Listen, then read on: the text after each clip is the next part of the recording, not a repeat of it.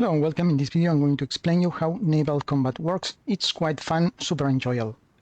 For this example we are going to deploy a small patrol into the French Sea and they are going to try to detect the enemy. As soon as they detect the enemy they are going to escape, and you can do that changing this option. This is the engagement rule, and they will try to avoid any combat. In the meanwhile I will deploy in this area two strike forces, one composed of heavy ships and destroyers and the other one only with destroyers. Both fleets are going to engage as soon as they contact the enemy.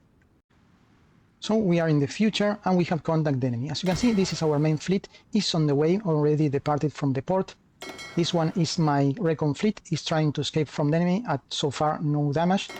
This one is my submarine fleet, is already in the area helping the fleet, the recon fleet. And this is another, the strike force composed of destroyers. As you can see, they are sailing to the enemy since they have strike force orders. You can see down here, and the engagement is full engage. So they are going to arrive very soon. We are going to unpause, and as you can see they are sailing. In the meanwhile, if you click this icon you will see the actual combat. Now we have the 6 cruisers and they are trying to escape. This symbol pointing to the left means that they are going to escape, but still they need to fill this whole bar so they can escape. But they are actually maintaining the range and waiting for the fleet to arrive. Since they are a patrol, they are waiting for all the fleet. They are just trying to keep the distance, and as soon as the fleet arrives they will go escaping, and they are moving away, but soon the fleets are going to arrive. And now, as you can see on the left side, the destroyers, some destroyers are on the area. The destroyer fleet already arrived, and you can see down here by clicking the destroyer fleet is already in the area. The other one with the big ships is a few miles away, so keep it some pause. And now the big fleet is arriving. It's still not in combat, but soon they will join. And now I'm going to explain all these numbers. As you can see, the fleets started to join. First the fastest ships, like the destroyers, join the combat, and later the heavy ships. Okay, what are all of these numbers? These numbers are the statistics of the actual fleet, and this is the positioning. The positioning is the bigger your fleet, the lower your positioning. If you mouse over, you will see that it gives you penalties. So it's kind of a penalty for having a super huge fleet compared to the enemy. But since we are kind of equal, and the general, the admiral also makes a lot of effect in the positioning. The next one is the small guns. We are going to talk more about that. Heavy guns, torpedoes, depth charts, anti-air and depth charts, and also the same on the opposite side. In a glance you can see who has more potential, and they detected that they are in kind of a weaker situation, so now they are trying to escape.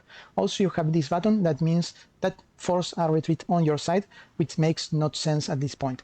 This bar below the unit is how far is the unit from retreating. Let's say that the unit is taking damage, or they take the decision to retreat, and they will start moving. The faster the unit, the easier than the faster this line will be completed. Once you complete this line, they are out of danger. On the top of the units you see another bar, and the unit is going to get hits from the enemy, and well, if the bar is complete, the ship is sunk. In the lower side you are going to see the ship sunk. Also you see the submarines. You have 3 lines of battle.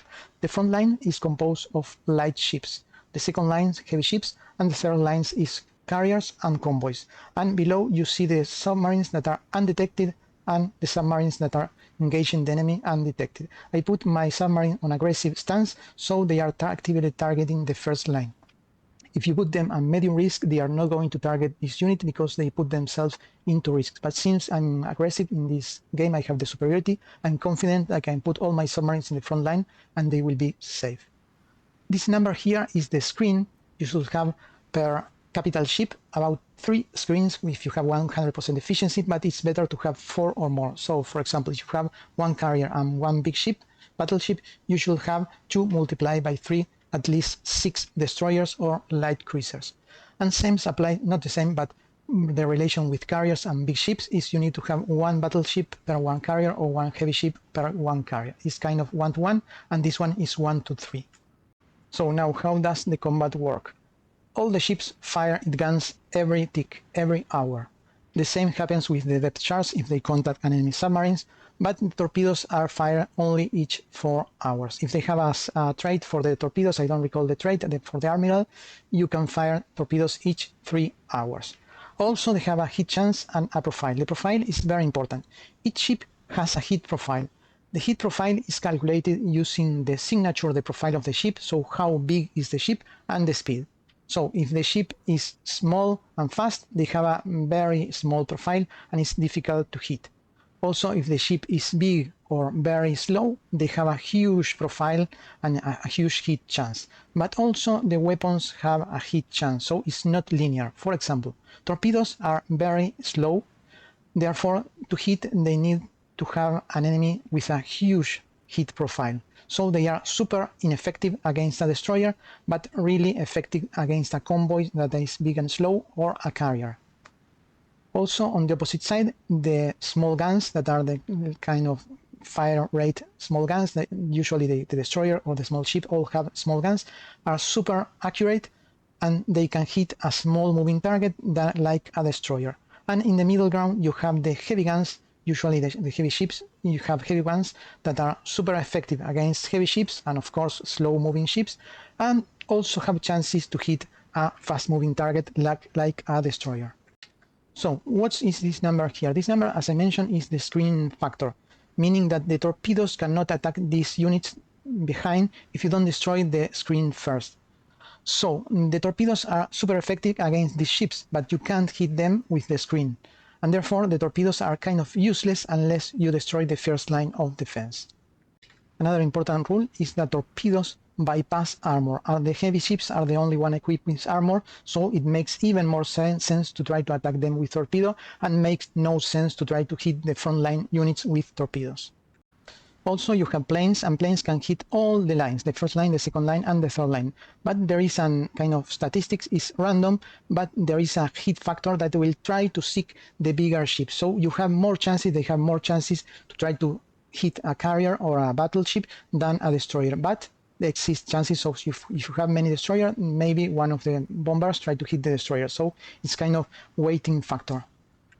Another rule is that if the bombers came from an enemy carrier, they will hit 10 times harder than if they take off from a land base. That is for trying to make the player use more carriers than to use land-based bombers that came from very far away. So my strategy here was to design a fleet with potential to destroy the small ships, and we are going to see what happened. Let's unpause and put speed 1, and let's see the combat. Down below you can see the casualties. For now, 1 destroyer sank, 3 destroyers sank on the French side, and they are trying to escape, but they are still far away. They are still far away from reaching the base or escaping the contact. So we keep pounding the enemy fleet. 4 destroyers down. You are going to speed up a little bit. 9, 10. I'm going to pause a little bit. 10 destroyers down, and now maybe more ships arrive, but unfortunately 1 went away. And let's see the casualties. 14 destroyers down, and our side only 1. We keep pounding. They still have 100%, no, 97%, so now we have chances to hit these ships. 86 we have chances, because the torpedo hit chance is 100% minus the screen. So by just having this small percentage, 14 points, it's a huge increase in the torpedo hit chance. And maybe we see a sunk here. We destroy cruisers, light cruisers, 24 destroyers, and more ships keep coming on the French side to help their comrades, but it's pointless now. They are going to join the combat, and it's a very bad idea for the French side, because they joined with a carrier and a battleship, but the score ratio now went up a little bit, and the battleship is still trying to fight, but soon they will retreat. 7, 100%. Let me see. 1 destroyer done, 28 destroyers. I want to take this number down again.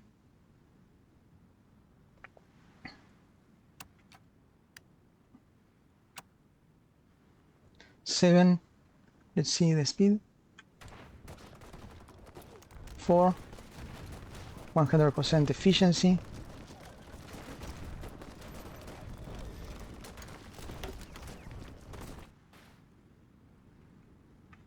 And now they are about to lose the screen, so the torpedoes are going to hit the big battleship, 66, and they are going to take damage very soon from the torpedoes. 50. You're going to see that they're going to sink the ship anytime. 33, almost no cover. They are Yes, I think that they destroyed the battleship since they had no screen. A torpedo passed through, and now it's the same for the carrier. They are very close to escape, but maybe we are lucky. Let's see if we were lucky.